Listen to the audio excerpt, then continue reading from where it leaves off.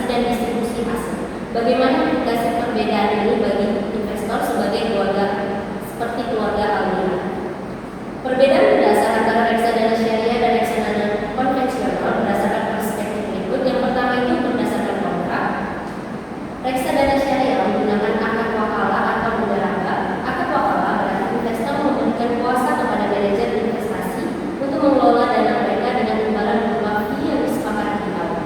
Sementara dalam akad mudharabah, investor bertindak sebagai pemilik dana dan manajer investasi sebagai pengelola, di mana keduanya berbagi hasil sesuai yang disetujui bersama. Kontrak ini menekankan asas keadilan dan kerjasama, bukan keuntungan sepihak. Sebaliknya, reksadana konvensional tidak menggunakan akad berbasis syariah, melainkan perjanjian bisnis umum dengan sistem imbal hasil berupa bunga atau fee tetap tanpa memperhatikan prinsip halal haram. Yang kedua, berdasarkan proses investasi. Reksadana syariah hanya berinvestasi pada instrumen yang sesuai dengan prinsip Islam. Dana ditempatkan pada efek syariah seperti saham yang masuk daftar efek syariah atau DES, suku dan instrumen pasar uang syariah. Setiap perusahaan yang menjadi tempat investasi harus melalui proses screening syariah untuk memastikan tidak ada unsur riba, maisir atau garam. Sementara itu, reksadana konvensional bebas berinvestasi di berbagai instrumen pasar modal tanpa mempertimbangkan halal haramnya, termasuk pada saham perusahaan bank konvensional, produsen minuman keras atau sektor yang dilarang oleh Islam. Yang ketiga, berdasarkan distribusi hasil. Reksadana syariah menetapkan sistem bagi hasil sesuai dengan nisbah yang disepakati antara investor dan manajemen investasi. Tidak ada bunga tetap seperti pada sistem konvensional. Jika ada pendapatan yang berasal dari sumber non halal, maka wajib dilakukan cleansing atau pembersihan, di mana pendapatan tersebut dipisahkan dan disalurkan untuk kegiatan sosial atau amal. Di sisi lain, reksadana konvensional membagikan hasil investasi dalam bentuk bunga atau capital gain tanpa ada proses pembersihan pendapatan yang tidak sesuai syariat. Bagi keluarga Almira, perbedaan tersebut memiliki implikasi penting. Sebagai keluarga muslim yang taat, mereka memperoleh ketenangan spiritual karena investasi yang dilakukan bebas dari unsur riba, maisir dan garam.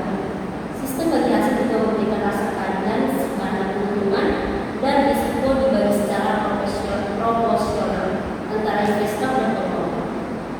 Walaupun potensi imbal hasil reksadana syariah bisa sedikit lebih rendah dibandingkan reksadana konvensional, namun nilai keberkahan, transparansi dan tanggung jawab sosial yang terkandung di dalamnya membuat investasi ini lebih sesuai untuk keluarga Almira yang ingin mencapai tujuan pendidikan dan pensiun dengan cara yang halal dan etis. Pertanyaan yang kedua, analisis proses screening syariah yang ditetapkan dalam reksadana syariah. Mengapa perlu ada kriteria kuantitatif selain kriteria kualitatif? Apakah kriteria saat ini sudah optimal? Berdasarkan proses screening syariah, reksadana syariah melalui dua tahap. Pertama, screening kualitatif yang menilai aktivitas usaha perusahaan agar tidak bergerak di bidang haram seperti perjudian, minuman keras, riba atau produk berbasis baru. Kedua, screening kuantitatif yang menilai kondisi keuangan perusahaan agar tidak terlalu bergantung pada sumber halal. Berdasarkan fatwa DSN MUI nomor 20/NMUI 9/2001, batasannya antara lain utang berbasis bunga maksimal 45% dan dari total aset dan pendapatan non halal tidak lebih dari 10%. Adanya kriteria kuantitatif penting karena screening kualitatif saja tidak cukup. Perusahaan bisa saja bergerak di bidang halal, tetapi struktur keuangannya masih mengandung riba. Kriteria kuantitatif memastikan kebersihan keuangan perusahaan dari unsur riba. Kriteria saat ini sudah cukup baik karena selaras dengan standar internasional seperti KAOIFI dan DJIM. Namun masih bisa ditingkatkan, misalnya dengan memperketat batas rasio utang dan mempercepat pembaruan daftar persalinan agar kepatuhan syariah lebih terjaga. Itu pertanyaan selanjutnya dari saya. Selanjutnya pertanyaan ketiga. Bandingkan antara kontrak wakalah dan mudharabah dalam struktur reksadana syariah. Manakah yang lebih adil bagi investor dan manajer investasi? Jelaskan alasannya dengan merujuk pada prinsip keadilan dalam Islam. Dalam reksadana syariah, kontrak wakalah adalah akad di mana investor memberi kuasa kepada manajer investasi untuk mengelola dana dan mengelola memperoleh fee tetap yang disepakati di awal. Risiko serta hasil investasi sepenuhnya ditanggung oleh investor, sedangkan kontrak mudharabah merupakan kerjasama antara investor sebagai sahibul mal dan manajer investasi dengan mudharib, di mana keuntungan dibagi sesuai nisbah dan kerugian ditanggung bersama selama bukan akibat kelalaian pengelola. Dari sudut pandang keadilan dalam Islam atau al-adalah, kontrak mudharabah lebih adil karena mencerminkan keseimbangan hak dan kewajiban.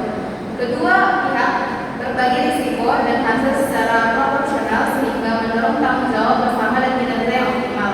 Sementara itu, akad wakalah cenderung kurang seimbang karena manajer investasi tetap mendapat imbalan meskipun hasil investasi terbaik.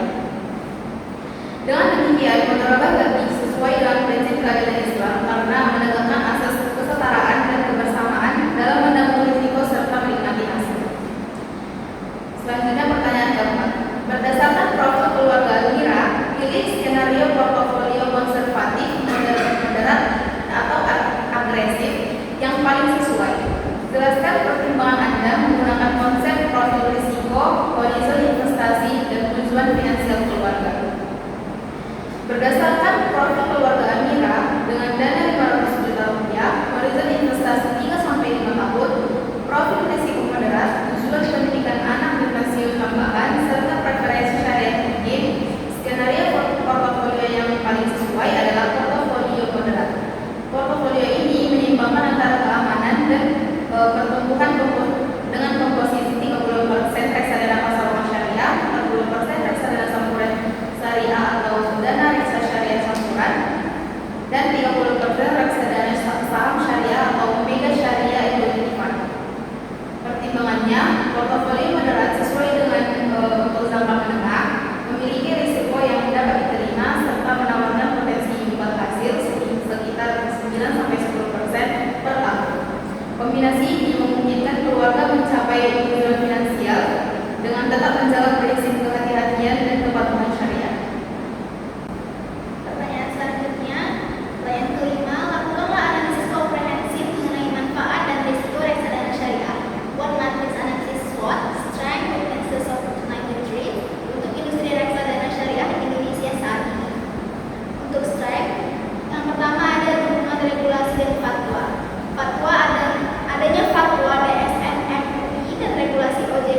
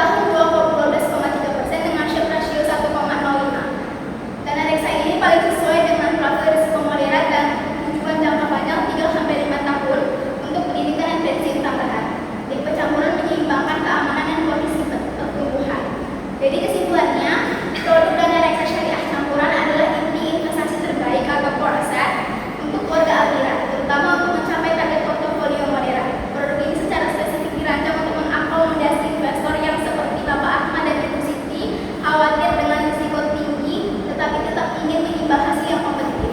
Jika keluarga Almira memilih skenario portofolio moderat, dana reksa syariah campuran akan menjadi alokasi terbesar kedua, yaitu 40% dari total dana. Oke, selanjutnya pertanyaan 7. Analisis tantangan terbesar dalam pengembangan dana syariah di Indonesia. Apakah regulasi saat ini sudah cukup mendukung pertumbuhan industri? Buat rekomendasi perbaikan regulasi yang konkret dan implementable. Jawaban dari kelompok kami adalah pengembangan reksadana syariah di Indonesia sebenarnya sudah didukung oleh aturan dari OJK dan fatwa dari MUI. Jadi secara dasar regulasi sudah ada dan cukup mendukung. Namun di praktiknya masih ada beberapa hambatan yang membuat pertumbuhan industri ini belum maksimal. Tantangan paling besar adalah pilihan instrumen syariah yang masih terbatas. Artinya manajer investasi tidak punya banyak pilihan untuk menyusun portofolio sehingga kadang sulit untuk mengatur risiko dan likuiditas. Selain itu, proses pengecekan halalnya investasi atau screening juga membutuhkan waktu dan biaya yang tambahan. Jadi walaupun aturan sudah ada, masih perlu penyempurnaan agar industri ini bisa tumbuh lebih cepat. Rekomendasi perbaikan regulasi yang kami berikan adalah satu itu satu standar screening nasional. Artinya buat aturan yang menyatukan cara penentuan apakah sama atau efektif halal atau tidak, sehingga tidak berbeda-beda antara perusahaan pengelola reksadana dana. Kedua, wajib laporan ketentuan syariah dipublikasikan. Tidak cukup hanya diawasi, tapi laporan pengawas syariah tiap tahun juga harus diumumkan ke investor supaya lebih transparan. Ketiga, perluas instrumen pasar syariah. Pemerintah dan OJK perlu mendorong lebih banyak produk pasar uang dan obligasi syariah agar manajer investasi punya lebih banyak pilihan. Yang keempat, perkuat pelatihan dewan pengawas syariah. DPS perlu pelatihan dan pembatasan tingkat lembaga yang diawasinya supaya mereka bisa lebih fokus. Pertanyaan ke-8, diskusikan isu syariah compliance reksadana syariah. Bagaimana DPS dapat memastikan kepatuhan syariah tentang norma kinerja investasi? Apakah perlu ada standarisasi global untuk screening syariah? Jawabannya ya, adalah syariah compliance risk adalah risiko bahwa ada bagian dari investasi yang ternyata tidak sesuai dengan syariah. Misalnya perusahaan yang awalnya halal berubah jenis usahanya atau memiliki pinjaman berbunga yang meningkat. Untuk mencegah hal ini, DPS atau Dewan Pengawas Syariah berperan sebagai pengawas. Dan cara DPS menjaga kepatuhan tanpa mengorbankan kinerjanya adalah: nomor 1 itu pengecekan sebelum berinvestasi dan screening. Pastikan instrumen investasi yang dibeli benar-benar halal. Yang kedua, pemantauan rutin. Jika ada perubahan kondisi perusahaan, portofolio bisa segera disesuaikan. Yang ketiga adalah pembersihan pendapatan yang tidak halal atau cleansing. Jika ada bagian keuntungan yang tidak syariah, maka bagian itu dibersihkan dan disalurkan ke amal. Dengan cara ini reksadana tetap halal, tetapi manajer investasi tetap dapat mengelola strategi untuk mendapatkan hasil yang baik. Perlu ada panduan umum supaya kebijakannya seragam dan mudah dipahami investor. Namun tetap harus disesuaikan dengan kondisi Indonesia karena tiap negara punya ulama, pasar dan sistem keuangan sendiri. Jadi konsepnya mengacu pada panduan umum internasional, penyesuaian tetap diatur oleh MUI dan OJK. Yang berikutnya yaitu pertanyaan yang nomor 9.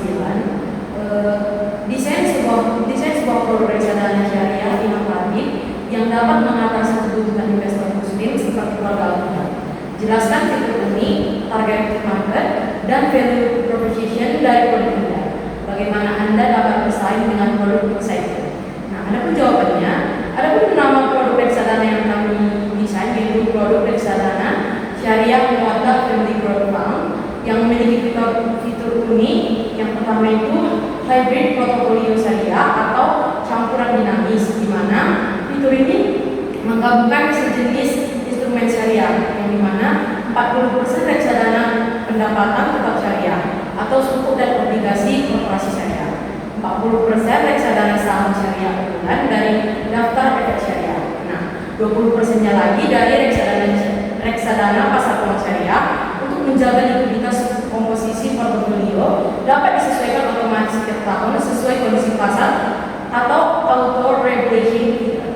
Oke, yang berikutnya ada fitur edukasi dan konsultasi keluarga, di mana fitur ini aplikasi digital dengan fitur dashboard perkembangan investasi keluarga, simulasi dana pendidikan dan pensiun, dan konsultasi berkala dengan syariah finansial planner tersertifikasi. Nah, berikutnya ada fitur cleansing otomatis dan laporan transparan, di mana seluruh pendapatan non halal akan otomatis disalurkan ke lembaga sosial syariah terpercaya dengan laporan donasi yang dapat diakses real-time oleh investor. Dan berikutnya itu ada sustainability integration atau ESG syariah, di mana investasi ini hanya pada perusahaan syariah yang juga memiliki skor ESG yang tinggi, yang dimana ramah lingkungan, sosial, dan tata kelola yang baik. Yang kedua ada target market, di mana keluarga muslim kelas menengah yang ingin berinvestasi jangka panjang atau jangka menengah jangka panjang, di mana dalam waktu 3 tahun sampai 10 tahun. Yang berikutnya ada berfokus pada kebutuhan pendidikan anak, pensiun, dan keberlanjutan finansial keluarga. Yang berikutnya ada mengutamakan nilai halal, transparansi, dan kemudahan digital. Contoh idealnya keluarga Almira yang memiliki profil risiko moderat dan kesadaran tinggi terhadap kepatuhan syariah. Yang ketiga ada value proposition atau nilai tambah, di mana memiliki aspek nilai tambah seperti spiritual, kepastian investasi 100% halal, dan pembersihan otomatis dan pengawasan BPS yang aktif. Yang kedua ada finansial, di mana return kompetitif dengan diversifikasi dinamis, yaitu estimasi 8-12% per tahun. Yang berikutnya ada teknologi, di mana platform digital dengan fitur edukasi dan laporan syariah transparan. Yang berikutnya ada dari aspek sosial, di mana setiap pembagian hasil investasi menyisihkan 0,5% untuk dana sosial umat. Yang berikutnya ada keamanan, di mana perlindungan dana oleh bank, kustodian syariah, dan pengawasan OJK. Yang keempat ada strategi bersaing dengan produk exciting. Yang pertama itu ada strateginya itu diferensiasi nilai, di mana tidak hanya menawarkan kinerja, tetapi juga menawarkan value-based investing yang menggabungkan kepatuhan syariah dan keberlanjutan sosial. Yang berikutnya ada fitur strategi kemudahan akses, di mana dapat diakses melalui aplikasi mobile dengan minimum investasi 100.000, cocok untuk generasi muda dan keluarga. Yang berikutnya ada strategi branding amanah dan edukatif, di mana lebih menonjolkan konsep investasi halal untuk keluarga berkah, disertai kampanye literasi untuk keuangan syariah digital. Yang berikutnya ada strategi kemitraan strategis, di mana bekerja sama dengan Universitas Islam, sekolah, dan platform e-wallet syariah untuk meningkatkan awareness. Adapun yang dapat saya simpulkan dari produk kami di sini itu, di mana produk Mawaddah Family Group Fund menjadi inovasi reksadana syariah modern yang tidak hanya fokus pada imbalan hasil, tetapi juga pada pendidikan finansial keluarga, kepatuhan syariah, dan tanggung jawab digital.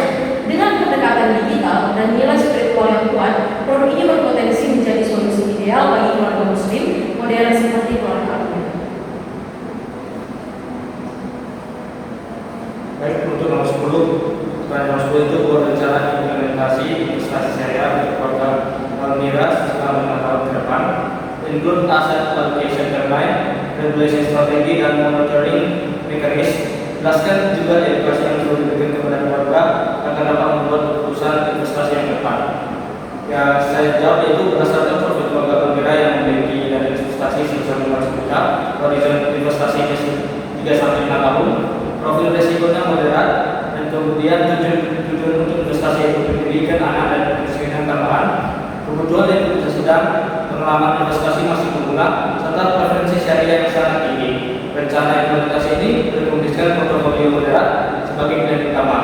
Portofolio ini seimbang antara pertumbuhan dan kestabilan sesuai dengan kemampuan keluarga dalam pertumbuhan dan menanggung risiko sambil memastikan kepatuhan syariah penuh. Alokasi aset awal ini mengikuti skenario sebesar 2, yaitu dengan 30% reksadana pas peluang syariah, di mana manfaat syariah pas peluang itu dengan eksperimennya 4-5% per tahun. Kemudian risikonya itu dilempar rendah. Dilanjut dengan 40% reksadana campuran syariah, itu rekomendasinya itu di mana dana reksadana syariah campuran dengan eksperimen itu sebesar 10-12% per tahun dengan risiko lebih sedang. Dan yang ketiga itu 30% reksadana saham syariah, di mana rekomendasinya itu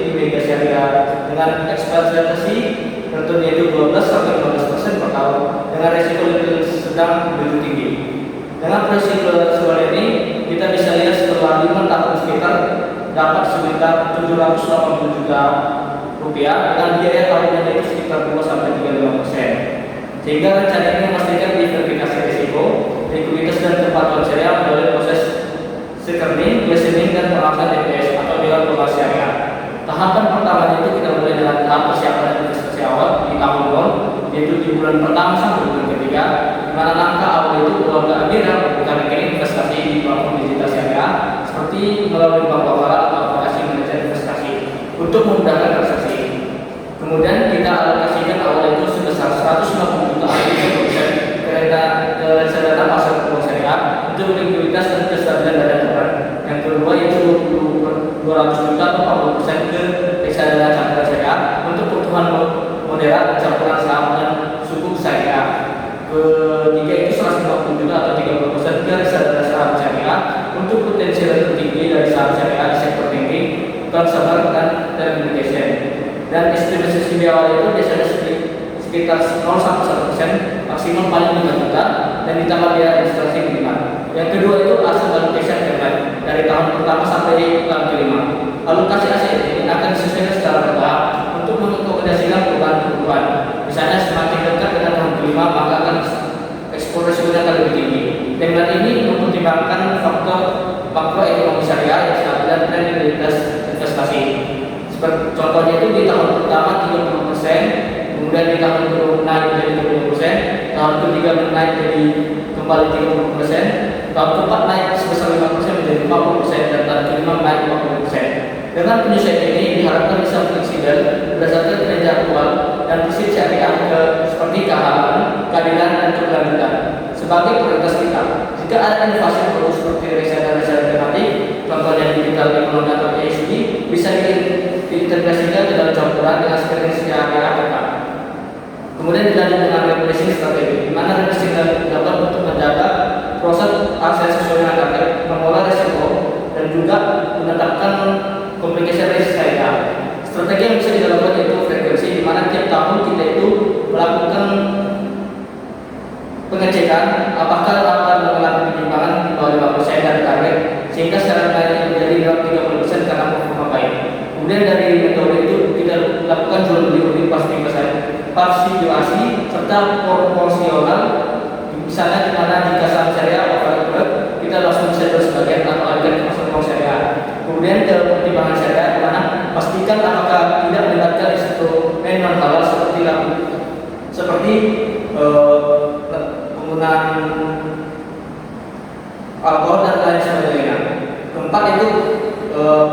Keempat itu kita masuk ke monitoring mekanisme, di mana kinerja ini dengan memastikan adanya kinerja, kepatuhan dan desain waktu dengan transparansi tinggi, di mana kita bisa memantau metrik yang dipantau, yaitu di mana kinerjanya itu return yang diharapkan mencapai target 1,5%, seperti dana reksadana syariah campuran dan ekspansi resiko itu di bawah 3,5%. Kemudian kita pantau juga risikonya, di mana volatilitas portofolio dimiliki universal syariah dan juga screening. Dilanjut dengan alat yang digunakan bisa menggunakan platform digital maupun dengan aplikasi dari bank itu sendiri, atau bisa kita hubungi manajer investasi atau AJK itu untuk mediasi. Kemudian untuk tindak lanjutannya, jika terjadi itu di bawah ekspektasi kita itu di bawah 9,5%, maka kita bisa lakukan switch atau berganti produk alternatif seperti di syariah suku atau juga pendapatan yang lebih tinggi. Kemudian dilanjut dengan edukasi yang perlu kita berikan kepada keluarga itu sebagai pemula dengan pengalaman dasar, kita harus memberikan kepercayaan dan kemampuan diri oleh kita dengan keputusan investasi. Edukasi ini bisa disampaikan pada seminar, konsultasi dengan manajer investasi atau program literasi OJK atau BI dengan fokus pada aspek syariah dan praktis. Yang pertama itu kita ambil bersih syariah, di mana kita harus menjelaskan kehalalan dari reksadana ini dan keberlanjutannya. Kemudian manfaat dan resikonya. Kita juga harus membahas kepada mereka apa itu manfaat seperti verifikasi, manajemen profesional, likuiditas yang tinggi dan kontribusi sosial. Ketiga itu produk dan industri, di mana edukasi tentang jenis reksadana syariah ini diharapkan bisa menunjukkan perbedaan dengan konvensional dan juga lebih menguntungkan daripada konvensional itu sendiri. Keempat itu proses praktis, itu ajarkan cara membaca prospektus, memantau via aplikasi dan revision dan menghitung biaya yang harus dikeluarkan. Kelima dan terakhir itu pendekatan, mana mulai dengan sesi interaktif 1-2 jam dengan keluarga, lalu pengembangan diri serta memberikan tambahan materi kepada mereka tentang mengenai produk tersebut.